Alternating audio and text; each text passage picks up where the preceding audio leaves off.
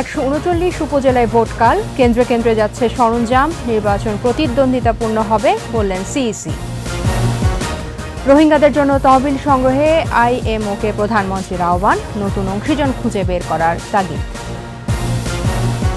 স্থানীয় বাজার থেকে 17.5 লাখ টন খাদ্যশস্য কিনবে সরকার, কৃষককে হয়রানি নয়, হুঁশিয়ারি খাদ্যমন্ত্রী। রাফা ক্রসিংয়ে নিয়ন্ত্রণ নিল ইসরায়েল, বিভিন্ন স্থানে ধ্বংসযজ্ঞ, বন্ধ ত্রাণ প্রবেশ। এবং 2 ম্যাচ হাতে রেখে সিরিজ জয় বাংলাদেশের, তৃতীয় টি-20তে 9 রানে হারল জিম্বাবুয়ে।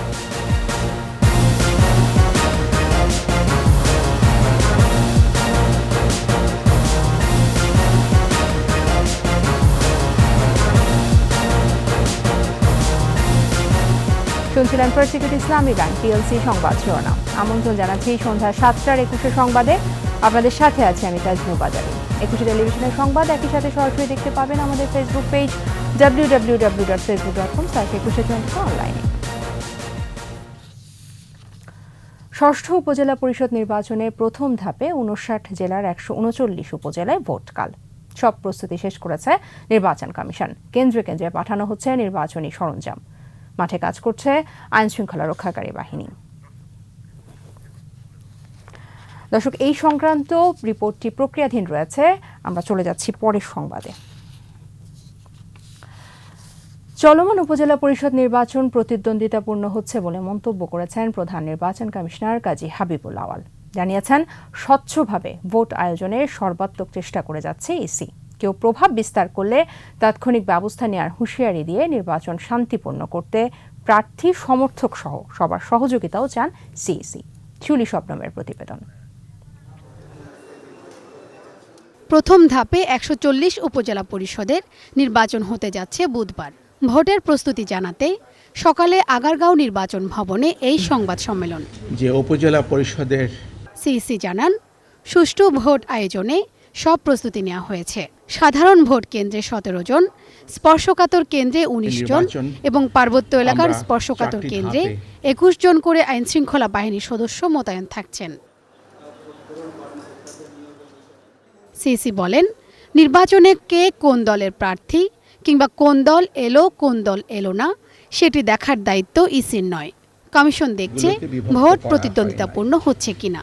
এখন পর্যন্ত সেটি হচ্ছে বলেই সন্তুষ্টি তার। নির্বাচনের সবচেয়ে বড় জিনিস যে প্রতিদ্বন্দ্বিতা কেমন হচ্ছে এবং সেটা কেউ আসলো কি আসলো না, এবং প্রতিটি ক্ষেত্রে আমরা অ্যাভারেজে দেখেছি 4 জন করে প্রতিদ্বন্দ্বী একটি পদের জন্য অ্যাভারেজে। কাজে সেটা প্রতিদ্বন্দ্বিতাহীন এটা আমরা বলবো না, সেটাও একটা প্রতিদ্বন্দ্বিতা। মন্ত্রী এমপির স্বজনদের অংশগ্রহণ ও প্রভাব বিস্তারে কমিশন বেকায়দায় আছে কিনা এমন প্রশ্নের জবাবে সিইসি জানান, কেউ যেন প্রভাব বিস্তার করতে না পারেন সেজন্য সর্বাত্মক চেষ্টা চলছে। কোনো মাননীয় সংসদ সদস্য বা মন্ত্রী প্রভাবিত করছেন কিনা, যদি করে থাকেন আমাদেরকে যদি সেই তথ্য স্থান থেকে যদি দেওয়া হয় বা গণমাধ্যমের মাধ্যমেও যদি আমরা পেয়ে থাকি, আমরা কিন্তু তাৎক্ষণিক চেষ্টা করি তদন্ত করে ব্যবস্থা নেওয়ার জন্য। আর নির্বাচনের দিনে আমরা সকলেই সতর্ক থাকবো। আমাদের একটা কেন্দ্র আছে মনিটর করার, এবং আমরা এখান থেকেও কেন্দ্রীয়ভাবে মনিটর করব। স্থানীয় সরকারের ভোটে বেশি উৎসাহ উদ্দীপনা ঘিরে সহিংসতা রোধে সতর্ক থাকার কথাও জানান প্রধান নির্বাচন কমিশনার। সেই কন্টেস্টটা যেন অবাধ হয়, নিরপেক্ষ হয়, সেই চেষ্টাটা আমরা করব। শিউলি শবনম, 21 টেলিভিশন, ঢাকা। এর আগে জানাচ্ছিলাম, ষষ্ঠ উপজেলা পরিষদ নির্বাচনে প্রথম ধাপে 59 জেলার 139 উপজেলায় ভোট। সব প্রস্তুতি এরই মধ্যে শেষ করেছে নির্বাচন কমিশন। কেন্দ্রে কেন্দ্রে পাঠানো হচ্ছে নির্বাচনী সরঞ্জাম, কাজ করছে আইন শৃঙ্খলা রক্ষাকারী বাহিনীও। এই সংক্রান্ত সমর ইসলামের রিপোর্টটি আমাদের হাতে এসেছে, রিপোর্টটি এখন দেখুন। প্রথম ধাপে নির্ধারিত 152টির মধ্যে বিনা প্রতিদ্বন্দ্বিতায় সব পদে নির্বাচিত হওয়ায় 5টি উপজেলা পরিষদে ভোট হচ্ছে না। স্থগিত রাখা হয়েছে আরও 8 উপজেলার ভোট। নির্বাচন হতে যাওয়া উপজেলাগুলোর মধ্যে 21টিতে ভোট হবে ইভিএমে, বাকি 118টির ভোটাররা ভোট দেবেন ব্যালটে। আমরা আজকে ব্যালট পেপার, তারপরে নির্বাচনী সরঞ্জাম নিয়ে সঠিকভাবে এবং কেন্দ্রে যাব, এবং আগামীকালকে সকাল 8টা থেকে ভোট শুরু হবে। ব্যালট পেপার ছাড়া সকল নির্বাচন সামগ্রী আজকে ভোট কেন্দ্রে পৌঁছে যাবে। আইন শৃঙ্খলা বাহিনীর কড়া নিরাপত্তায় কেন্দ্রে কেন্দ্রে পাঠানো হয় নির্বাচনী সরঞ্জাম। প্রাইমারি কেন্দ্রে আমাদের ডিউটি পড়ছে, ওখানে আমাদের 9টা বুথ, 9টা বুথে আমরা মোট 10টা বক্স পেয়েছি। সহকারী প্রিজাইডিংয়ের দায়িত্বে যাচ্ছি, চেষ্টা করব শতভাগ স্বচ্ছতার সহিত নির্বাচনী দায়িত্ব পালন করার জন্য।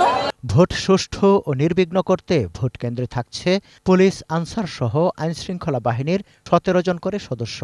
প্রতি উপজেলায় টহল দিচ্ছে 2 থেকে 4 প্লাটুন বিজিবিও। নির্বাচনকে অবাধ, সুষ্ঠু এবং শান্তিপূর্ণ করার জন্য ইতিমধ্যে নির্বাচন কমিশন থেকে পর্যাপ্ত পদক্ষেপ গ্রহণ করেছে।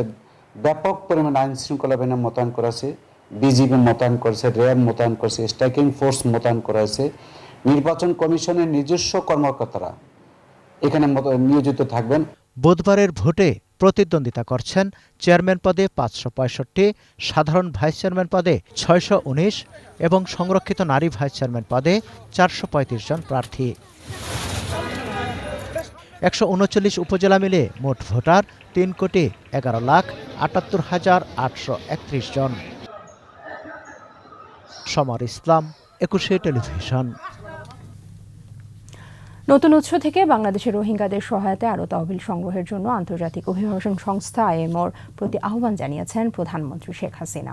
প্রধানমন্ত্রী সরকারি বাসভবন গণভবনে আইএমওর মহাপরিচালক অ্যামি পোপ তার সঙ্গে সৌজন্য সাক্ষাতে এলে প্রধানমন্ত্রী এ আহ্বান জানান। মিয়ানমার থেকে বাস্তুচ্যুত রোহিঙ্গাদের সহায়তায় বাংলাদেশে তহবিল কমেছে উল্লেখ করে তহবিল সংগ্রহে নতুন অংশীদার খুঁজে বের করার তাগিদ দেন তিনি। ভাষান্তরে রোহিঙ্গাদের স্থানান্তর করতে আইএমওকে সহায়তার আহ্বান জানান সরকার প্রধান। 1 লাখ রোহিঙ্গার শিক্ষা, স্বাস্থ্যসেবা, পরিষেবা এবং কর্মসংস্থান সহ সমস্ত সুযোগ সুবিধা সম্বলিত আবাসন ব্যবস্থায় বিপুল অর্থব্যয়ের তথ্য দিয়ে আহ্বান জানান প্রধানমন্ত্রী। সাক্ষাতে কক্সবাজারের রোহিঙ্গা ক্যাম্প পরিদর্শন করে নিরাপত্তার বিষয়টি তুলে ধরেন আইএমও মহাপরিচালক।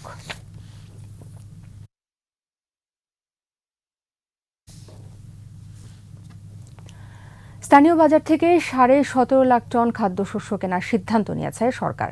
প্রতি কেজি সিদ্ধ চাল 45 টাকা, আতপ চাল 44 টাকা, ধান 32 টাকা ও গম 34 টাকা দরে কেনা হবে বলে জানিয়েছেন খাদ্যমন্ত্রী সাধন চন্দ্র মজুমদার। কৃষকের উৎপাদন খরচ বেশি হওয়ায় এবার 1 থেকে 2 টাকা পর্যন্ত বাড়তি দরে খাদ্যশস্য সংগ্রহ করা হচ্ছে বলেও জানান তিনি। মোহাম্মদ কবিরের রিপোর্ট। প্রতি 6 মাস পর পর কৃষকের কাছ থেকে খাদ্যশস্য ক্রয় করে সরকার। এরই ধারাবাহিকতায় এবারের বৌর মৌসুমে 32 টাকা কেজি দরে 5 লাখ টন ধান, 45 টাকা দরে 11 লাখ টন সেদ্ধ চাল, 44 টাকা দরে 1 লাখ টন আতপ চাল সংগ্রহের লক্ষ্যমাত্রা নির্ধারণ করেছে খাদ্য মন্ত্রণালয়।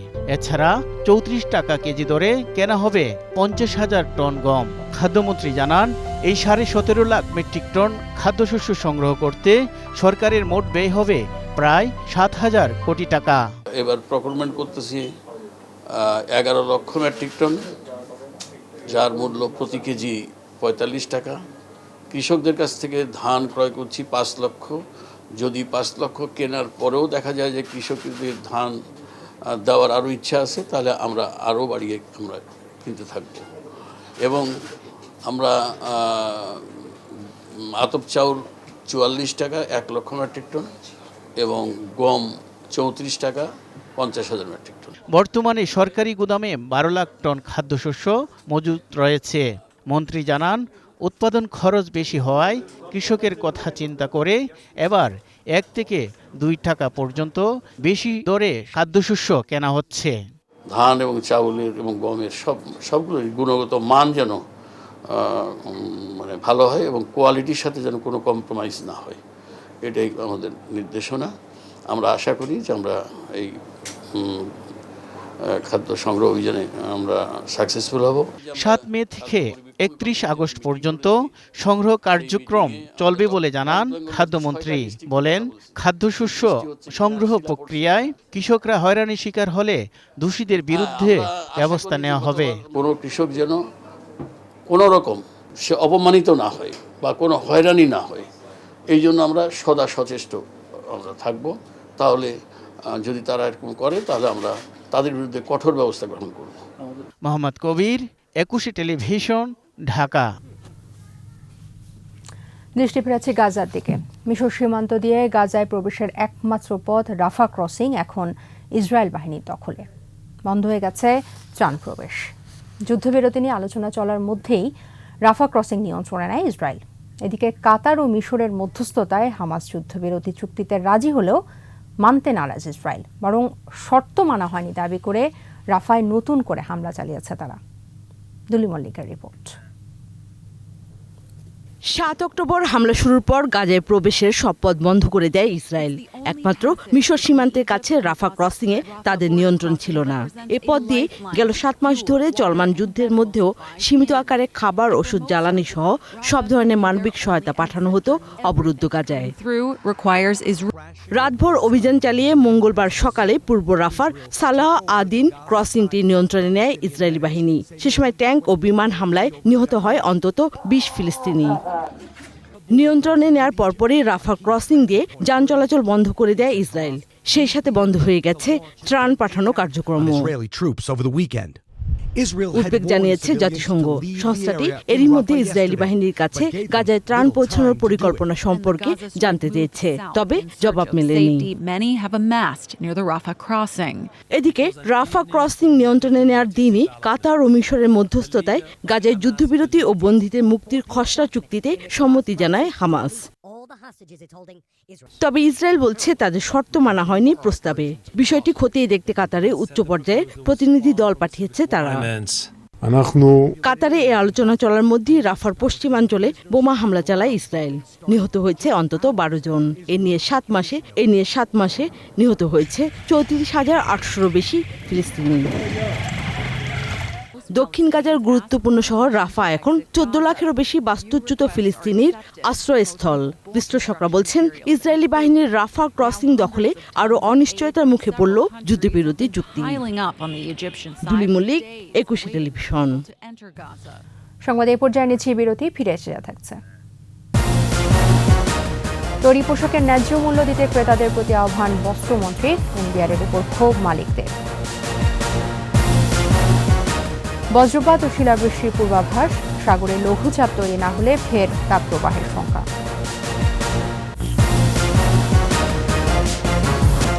আবার আমন্ত্রণ, আপনারা দেখছেন সন্ধ্যা ৭টার ২১ সংবাদ। দেশের গণতন্ত্রের ইতিহাসে অনন্য একদিন ৭ মে। সেনা সমর্থিত তত্ত্বাবধায়ক সরকারের গ্রেফতার হুমকি উপেক্ষা করে ২০০৭ সালের এই দিনে লন্ডন থেকে দেশে ফেরেন আওয়ামী লীগ সভাপতি শেখ হাসিনা। তার এই সাহসী পদক্ষেপে ভেস্তে যায় -2 ফর্মুলা, সুরক্ষিত হয় গণতন্ত্র। প্রণব চক্রবর্তীর রিপোর্ট। রাষ্ট্রযন্ত্রকে কুক্ষিগত রেখে দেশে অপশাসন প্রতিষ্ঠা করে বিএনপি জামায়াত জোট। এ অধ্যায়ের পর আসে ইয়াজউদ্দিনের পর্ব। তাকে সরিয়ে রাষ্ট্র ক্ষমতায় সেনা সমর্থিত ফখরুদ্দিনের তত্ত্বাবধায়ক সরকার। গণতন্ত্র উদ্ধারের উছিলায় যারা রাজনীতিকে শেকল পড়ায়। শুরু হয় আওয়ামী লীগ সভাপতি শেখ হাসিনাকে রাজনীতি থেকে মাইনাস করার ষড়যন্ত্র। ২০০৭ সালের মার্চে চিকিৎসার জন্য যুক্তরাষ্ট্রে যাওয়ার পর বঙ্গবন্ধু কন্যা যাতে দেশে ফিরতে না পারেন সেজন্য আটঘাট বেঁধে নামে তত্ত্বাবধায়ক সরকার। তত্ত্বাবধায়ক সরকারের যে লক্ষ্যটা ছিল যে দুই নেত্রীকেই বিদায় করে দেওয়া। শেখ হাসিনা চিকিৎসার জন্য বাইরে গেছেন, তারা ধরে নিয়েছিল যে আর ফিরবেন না। যখন ফিরে আসলেন এবং ফিরে আসা শুধুমাত্র একজন ব্যক্তির বিমানে চলে আসা না, এর পিছনে যে সাংগঠনিক শক্তির প্রদর্শনটা দেখেছি, সেই কারণে তাকে কিন্তু আর শুধু ফিরে এসে বাসায় থাকতে দেওয়া, গৃহবন্দী করে তা না, কারাগারে নিক্ষেপের কোনো বিকল্প তাদের কাছে ছিল না। দেশে ফিরতে দৃঢ়তা ছিল শেখ হাসিনার। একবার আমাকে আসতে বাধা দিয়ে যে ভুল করেছে, আবার যদি এরকম কিছু করতে যায় তো আরেকটা ভুল হবে। দেশের মানুষের জন্য, গণতন্ত্রের জন্য বিদেশে বসেই জনমত গঠন করেন তিনি। যুক্তরাষ্ট্র থেকে যুক্তরাজ্য হয়ে ৭ মে বাংলার মানুষের কাছেই ফিরে আসেন আওয়ামী লীগ সভাপতি। বিভিন্ন মহলের সাথে আলোচনা করছেন এবং একটা জনমত এমনভাবে তৈরি হয়েছে যে এক পর্যায়ে তিনি ঢাকার বিমানে উঠতে পারেন এবং ৭ই মে ঢাকায় অবতরণ করেন। ওই বছরের ১৬ জুলাই শেখ হাসিনাকে সাজানো মামলায় গ্রেফতার করে অগণতান্ত্রিক তত্ত্বাবধায়ক সরকার। গণতন্ত্র ফেরানোর সংগ্রামে রাজপথে নামে বাংলার মানুষ, যার ধারাবাহিকতায় অনুষ্ঠিত হয় ২০০৮ সালের নবম জাতীয় সংসদ নির্বাচন। সেই থেকে শেখ হাসিনার নেতৃত্বে উন্নয়নের মহাসড়কে দুর্বার গতিতে ছুটে চলছে বাংলাদেশ। শেখ হাসিনার হাত ধরেই অর্জিত হওয়ার পথে স্মার্ট বাংলাদেশ। প্রণব চক্রবর্তী, 21 টেলিভিশন, ঢাকা। নিরাপত্তা ও শ্রম অধিকার নিশ্চিত হয় বাংলাদেশি পোশাকের ন্যায্য মূল্য দিতে ক্রেতাদের প্রতি আহ্বান জানিয়েছেন বস্ত্র ও পাট মন্ত্রী জাহাঙ্গীর কবির নানক। রাজধানীতে 16তম ডেনিম এক্সপোর সমাপনী অধিবেশনে এই আহ্বান জানান তিনি। এই সময় ডেনিম সহ পোশাক শিল্পের মালিকরা রাজস্ব বোর্ডের হয়রানির শিকার হচ্ছেন বলে অভিযোগ করেন বিজিএমইএ নেতারা। মেহেদী হাসানের রিপোর্ট। 16তম ডেনিম এক্সপোর সমাপনী আয়োজন। অংশ নিয়ে বিজিএমইএর বর্তমান ও সাবেক নেতারা বলেন, বাংলাদেশ থেকে এখন মাত্র $4 বিলিয়ন ডেনিম পণ্য রপ্তানি হচ্ছে।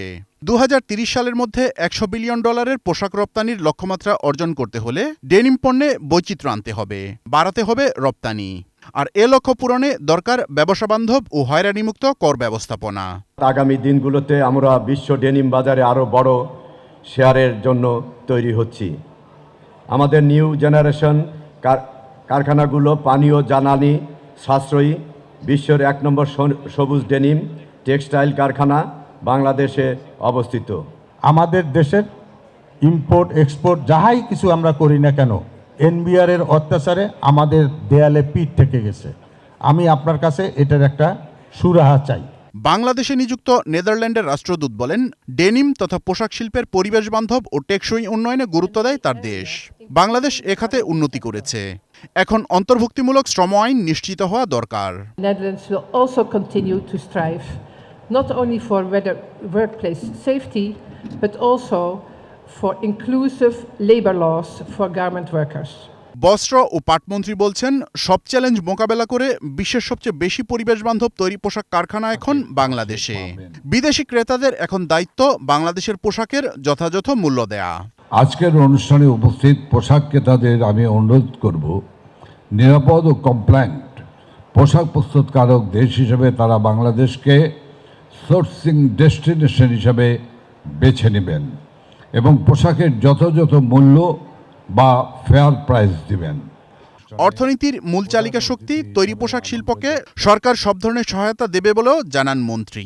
এই শিল্প এগিয়ে গেলে দেশ এগিয়ে যাবে। মেহেদী হাসান, 21 টেলিভিশন, ঢাকা। পরিবেশ রক্ষায় রাজধানী সহ সারা দেশের গাছ কাটা নিয়ন্ত্রণে কমিটি গঠনের কেন নির্দেশনা দেওয়া হবে না তা জানতে চেয়ে রুল জারি করেছেন হাইকোর্ট। বিচারপতি মোহাম্মদ খসরুজ্জামান এবং বিচারপতি KM জাহিদ সারওয়ার কাজলের বেঞ্চ এ রুল জারি করেন। পরিবেশ সচিব সহ সংশ্লিষ্টদের আগামী 4 সপ্তাহের মধ্যে রুলের জবাব দিতে বলা হয়েছে। সম্প্রতি তাপমাত্রা অত্যধিক বৃদ্ধি ও জনজীবন অতিষ্ঠ হওয়ার মধ্যেও বিভিন্ন এলাকায় হাজার হাজার গাছ কেটে ফেলা হচ্ছে মর্মে বিভিন্ন পত্রিকায় প্রকাশিত প্রতিবেদন সংযুক্ত করে রিট দায়ের করা হয়।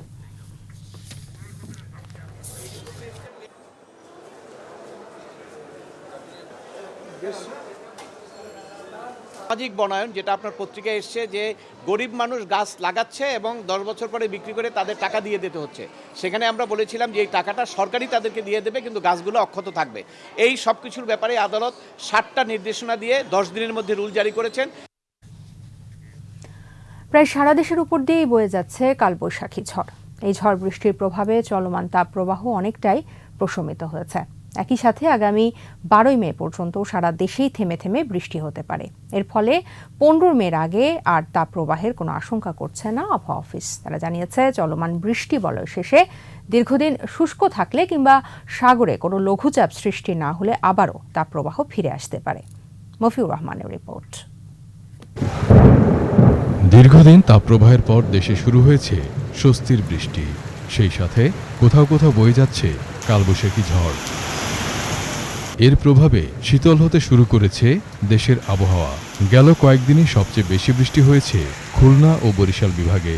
সেই সাথে দেশের দক্ষিণ দিকের বিভাগগুলোর পাশাপাশি ঢাকা বিভাগের অনেক জায়গা এবং রাজশাহী বিভাগের কিছু এলাকায় ঝড় বৃষ্টি হয়েছে। সারা দেশেই মোটামুটি বৃষ্টিপাত হয়েছে, ঝড়ো বাতাস হয়েছে, কালবৈশাখী ঝড় হয়েছে, বজ্রপাত হয়েছে, কোথাও কোথাও সেই সাথে শিলাবৃষ্টি হয়েছে। বিদায় দেশের উপর এখন আপাতত তাপমাত্রা অনেকটা সহনশীলতার মধ্যে চলে এসেছে এবং তাপমাত্রা মোটামুটি 30-32 33-34 এর মধ্যে এখন সীমাবদ্ধ আছে। আগামী কয়েকদিন এ ধারা অব্যাহত থাকতে পারে, ফলে মধ্য মে পর্যন্ত আর তাপপ্রবাহের কোনো শঙ্কা নেই বলে জানায় আবহাওয়া অফিস। এই মাসের 11 এবং 12 তারিখ পর্যন্ত তাপপ্রবাহের কোনো সম্ভাবনা আপাতত নেই। হয়তো 2-1 জায়গায় উঠতে পারে মৃদু ধরনের, তবে সার্বিকভাবে যে তাপপ্রবাহের কন্ডিশন, সেই কন্ডিশন আসলে আপাতত কোনো সম্ভাবনা নেই। তবে এই সময়ের ভিতরে দেশের উপর কালবৈশাখী ঝড় বয়ে যাবে। সেই ঝড়ের সাথে বজ্রপাত এবং শিলাবৃষ্টি হওয়ার সম্ভাবনা আছে। এই মাসের মাঝামাঝি পর্যন্ত কোনো তাপপ্রবাহের আমরা আপাতত আশঙ্কা করছি না। ভূপৃষ্ঠ উত্তপ্ত হলেও সাগর এখনও সেই পরিমাণ উত্তপ্ত হয়নি, আর সে কারণে দেশে এখন পর্যন্ত কোনো ঘূর্ণিঝড় হয়নি বলেও জানানো হয়। এই সময় বঙ্গোপসাগরের যে ঘূর্ণিঝড়ের সাইক্লোজেনেসিস তৈরি যে দেশে ধান কাটার মৌসুম চলায় কৃষকদের সাবধানে থাকার পরামর্শ দিয়েছে আবহাওয়া অফিস। তারা বলছে, কৃষক সহ সকলে 30/30 নিয়ম মেনে চললে বজ্রপাতে মৃত্যুর সংখ্যা উল্লেখযোগ্য হারে কমে আসবে। 30-30 রুলস তো অনেক সময় করে যে আকাশে যখন বিদ্যুৎ চমকাবে তখন কিন্তু 1, 2, 3, 4 এভাবে গুনতে থাকবে 30 পর্যন্ত। 30 সেকেন্ডের মধ্যে যদি সে কোনো শব্দ না পায় তাহলে বুঝতে হবে সে যে বজ্রঝড়টি তার থেকে দূরের দিকে চলে যাচ্ছে। আর 30 সেকেন্ডের মধ্যে যদি সে শব্দ পায় তাহলে বুঝতে হবে যে তার বজ্রঝড়টি তার দিকে আসছে, অর্থাৎ দ্রুত গতিতে তাকে নিরাপদ আশ্রয়ে চলে যাওয়াটা ভালো। আকাশে কালো মেঘ দেখলেই কৃষকদের নিরাপদ আশ্রয়ে যাওয়ার আহ্বান জানায় আবহাওয়া অফিস। মফিউর রহমান, 21 টেলিভিশন, ঢাকা। বিশ্বকবি রবীন্দ্রনাথ ঠাকুরের 163তম জন্মবার্ষিকী উদযাপনে কবির স্মৃতিধন্য সিরাজগঞ্জের শাহজাদপুরের কাচারিবাড়ি, কুষ্টিয়ার শিলাইদহ এবং নওগাঁর প্রতিসরে চলছে নানা প্রস্তুতি। সিরাজগঞ্জে 3 দিন, কুষ্টিয়ায় 2 দিন ও নওগাঁয় 1 দিনের জাতীয় পর্যায়ের অনুষ্ঠানমালা আয়োজন করা হয়েছে। প্রতিনিধির তথ্য, ছবিতে মাসুম আলিসার প্রতিবেদন। যখন পড়বে না মোর পায়ের চিহ্ন এই বাটে। কালজয়ী এই গান শাহজাদপুরের কাছারি বাড়িতে বসেই লিখেছিলেন কবিগুরু। জন্মজয়ন্তীতে রবীন্দ্র দর্শনের বিকাশ সহ তার শান্তির বার্তা হৃদয়ে হৃদয়ে ছড়িয়ে দিতে সিরাজগঞ্জে থাকছে 3 দিন ব্যাপী আয়োজন। কবিগুরুর জন্মোৎসব উদযাপনে শাহজাদপুর কাছারি বাড়ির পুরো চত্বর সেজে আছে ফুলে ফুলে। চলছে শোভা বর্ধনের অন্যান্য কাজ। এরই মধ্যে ভক্ত অনুরাগী ও দর্শনার্থীদের আনাগোনায় প্রাণচাঞ্চল্য বিরাজ করছে কাছারি বাড়িতে। রবীন্দ্র জয়ন্তীকে কেন্দ্র করে স্থানীয়রা আয়োজন করেন পিঠাপুলি উৎসবের। একটা উৎসব মুখর পরিবেশ তৈরি হয়, মানে এই দিনটার জন্য সবাই অপেক্ষা করে। রবীন্দ্রনাথের কাছারি বাড়িটা দেখলে খুব ভালো লাগলো, পরিবেশ খুব সুন্দর। প্রতি বছর আমরা এই রবীন্দ্র জয়ন্তীর জন্য অপেক্ষা করে থাকি। সংস্কৃতি কর্মীরা কবিগুরুর জন্মজয়ন্তীকে বলছেন প্রাণের উৎসব। রবীন্দ্র দর্শন বিকাশে এই আয়োজনকে গুরুত্ব দিয়ে দেখেন তারা। আমরা 3 দিন ব্যাপী এই উৎসবে সামিল হব। রবীন্দ্রনাথ ঠাকুরের যে অনুরাগী এবং তার ভক্ত এবং শিল্পী এবং দেশ বিদেশের অনেক দর্শনার্থী আসবে এবং মুখরিত হবে। কুষ্টিয়ার শিলাদহ কুঠিবাড়িতেও সাজ সাজ রব। 2 দিনের জন্মোৎসব উদযাপনে চলছে শেষ মুহূর্তের প্রস্তুতি। কবিগুরু তার অমর সব সৃষ্টির একটি বড় অংশ কুঠিবাড়ির তেতলা ঘরে বসে রচনা করেন। শিক্ষার উন্নয়ন, তাদের সাংস্কৃতিক উন্নয়ন, এগুলো দেখে রবীন্দ্রনাথ মুগ্ধ হয়েছিলেন এবং সেটা রবীন্দ্রনাথকে প্রভাবিত করেছিল। রবীন্দ্র জয়ন্তী উপলক্ষে বর্ণিল সাজে সাজানো হচ্ছে কুঠিবাড়ির আঙিনা। দেশের নানা প্রান্ত থেকে অসংখ্য রবীন্দ্র ভক্ত ছুটে আসছেন এখানে। ভালো লাগে, উনি বারবার আসতে ইচ্ছা করে। এখানে মিউজিয়ামে এত কিছু সাজানো আছে, আমরা এখানে এসে রবীন্দ্রনাথের অনেক জিনিস দেখতে পাচ্ছি। রবীন্দ্রনাথের গান গাইতেই ভালো লাগে। কবিগুরুর নিজস্ব জমিদারি নওগাঁর আত্রাই উপজেলার প্রতিসর কাচারি বাড়িতেও চলছে শেষ মুহূর্তের প্রস্তুতি। জেলা প্রশাসন ও সংস্কৃতি মন্ত্রণালয়ের পক্ষ থেকে গ্রহণ করা হয়েছে দিনব্যাপী অনুষ্ঠানমালা। কাচারি বাড়ির দেবেন্দ্র মঞ্চে আয়োজন উদ্বোধন করবেন পরিকল্পনা প্রতিমন্ত্রী শহীদুজ্জামান সরকার। প্রোগ্রামটাকে একটু ছোট করে এটা বিকেল 3টা থেকে শুরু হবে উদ্বোধন অনুষ্ঠান, তারপরে আলোচনা সভা। অনুষ্ঠানের মাধ্যমে যেন রবীন্দ্রনাথকে ভালোভাবে জানতে পারে বা বুঝতে পারে। নওগাঁয় ধান কাটা ও মাড়াই এবং 4টি উপজেলা পরিষদের নির্বাচন থাকায় এবারের অনুষ্ঠান সংক্ষিপ্ত করা হয়েছে বলে জানান আয়োজকরা।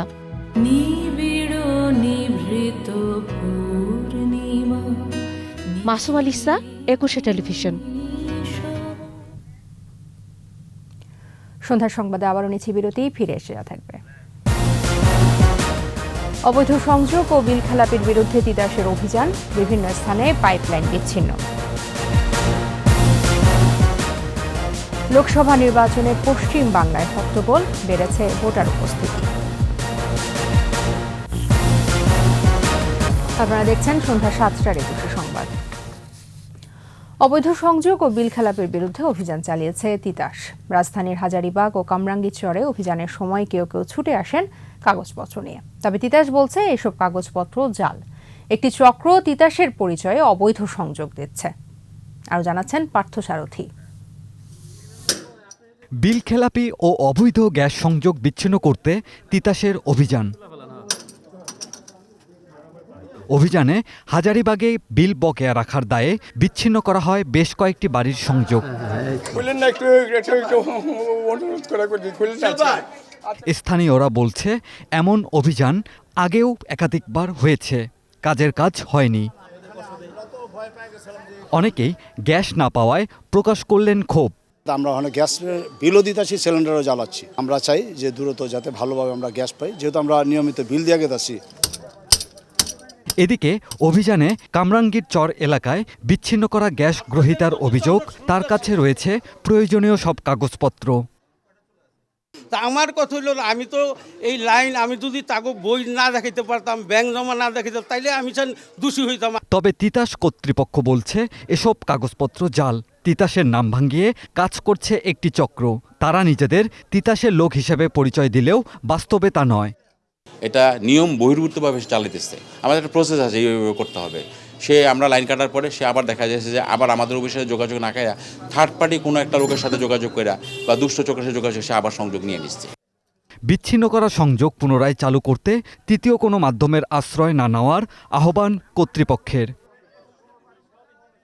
পার্থসারথী, 21 টেলিভিশন, ঢাকা।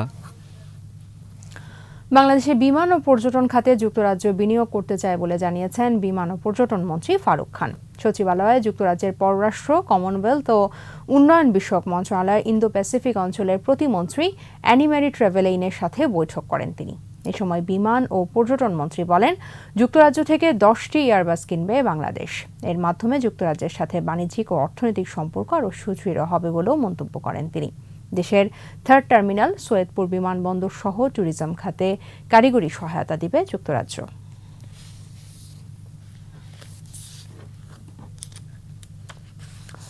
মেহেরপুরে ভৈরব নদীতে নির্মাণাধীন ব্রিজের কাজ ফেলে বিল উঠিয়ে লাপাত্তা ঠিকাদার। দুর্ভোগের শেষ হয়নি স্থানীয়দের। তবে এলজিইডি বলছে দ্রুতই শেষ হবে ব্রিজের বাকি কাজ। মেহেরপুর প্রতিনিধি ফারুক হোসেনের প্রতিবেদন, জানাচ্ছেন খুরশিদ আলম মুকুল। বৃহত্তর কুষ্টিয়া জেলা গ্রামীণ অবকাঠামো উন্নয়ন প্রকল্পের আওতায় মেহেরপুরের উজলপুরে ভৈরব নদীতে চলছে 96.10 মিটার দীর্ঘ সেতু নির্মাণ। 6 কোটি টাকা ব্যয়ে সেতুটির নির্মাণ কাজ পায় ফরিদপুরের ঠিকাদারি প্রতিষ্ঠান মেসার্স কামারজানি ট্রেডার্স। তবে সেই কাজ হস্তান্তর করা হয় কুষ্টিয়ার ঠিকাদার সুমন রহমানকে। 2021 সালের জুনে শুরু নির্মাণ কাজ 2023 সালে শেষ করার কথা থাকলেও অর্ধেক কাজ ফেলে রেখেই লাপাত্তা ঠিকাদারি প্রতিষ্ঠানটি।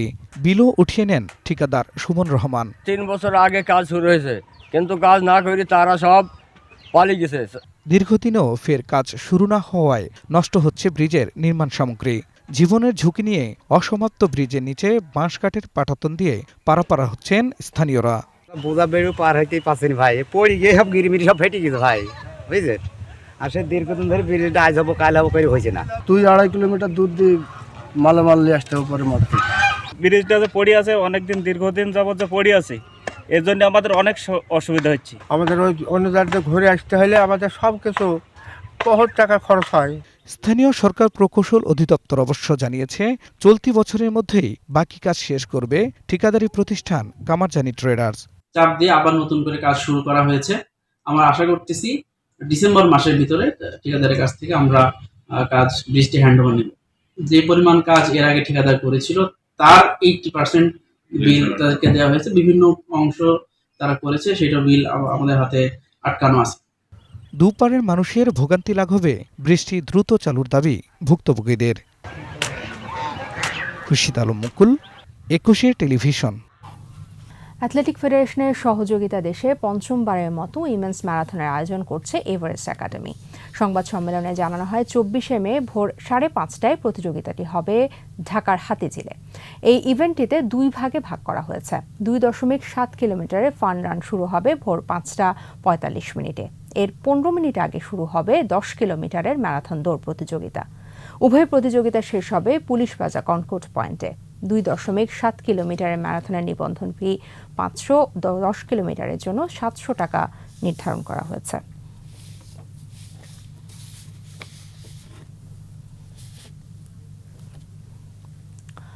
পনেরো বছরে একজন গ্র্যান্ডমাস্টারও তৈরি হয়নি। এ অবস্থায় দাবার সুদিন ফেরাতে চায় ফেডারেশন। 2 বছরের মধ্যে 3 থেকে 4 জন গ্র্যান্ডমাস্টার তৈরির পরিকল্পনা নিয়ে এগোচ্ছে তারা। গ্র্যান্ডমাস্টাররা বলছেন প্রতিভাবান দাবারুর অভাব নেই। গ্র্যান্ডমাস্টার তৈরিতে নিয়মিত টুর্নামেন্ট আয়োজনের পাশাপাশি আন্তর্জাতিক প্রতিযোগিতায় সুযোগ করে দেওয়ার বিকল্প নেই। আকাশুজ্জামানের রিপোর্ট। 5 বারের বিশ্ব চ্যাম্পিয়ন ভারতের বিশ্বনাথ আনন্দের আগেই 1987 সালে উপমহাদেশের প্রথম গ্র্যান্ডমাস্টার হয়েছিলেন বাংলাদেশের নিয়াজ মোরশেদ। সে সময়ে এশিয়াতেই গ্র্যান্ডমাস্টার ছিল হাতে গোনা।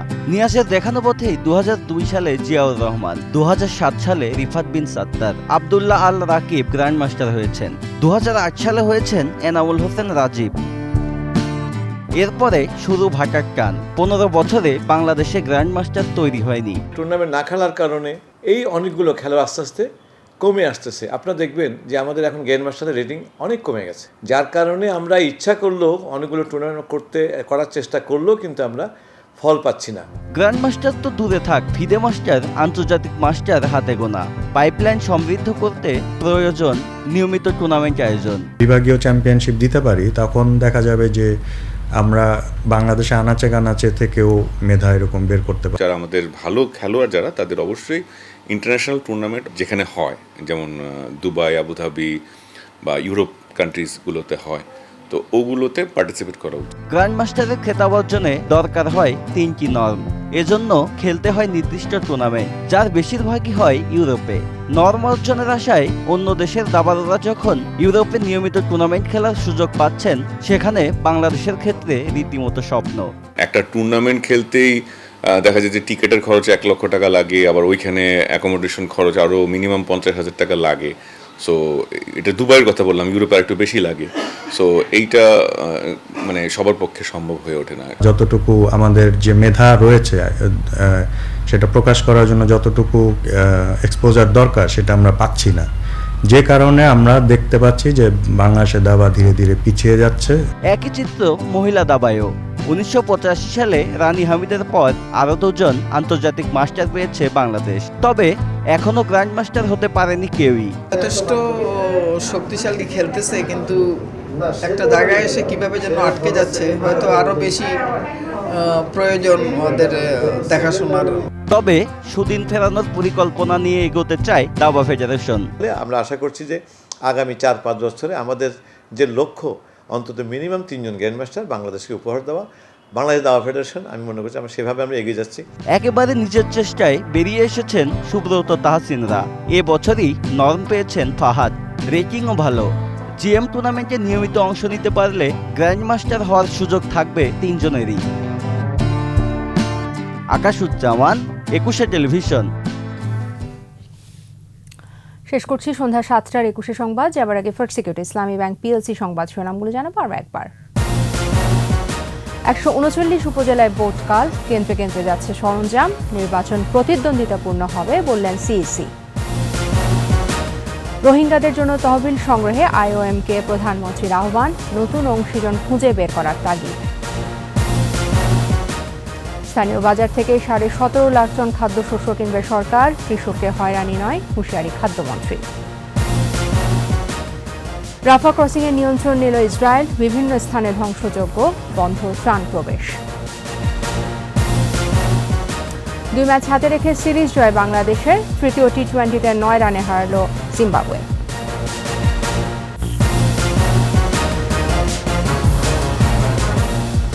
একুশে টেলিভিশনের সর্বশেষ খবর জানতে ডায়াল করুন 2054 নম্বর, আর ভিজিট করুন 21.com এই ওয়েবসাইটে। ফেসবুকে লগ ইন করতে পারেন facebook.com/2124 অনলাইন। আমাদের পরবর্তী সংবাদ রাত ৯টায় দেখার আমন্ত্রণ রইল। সবাইকে ধন্যবাদ।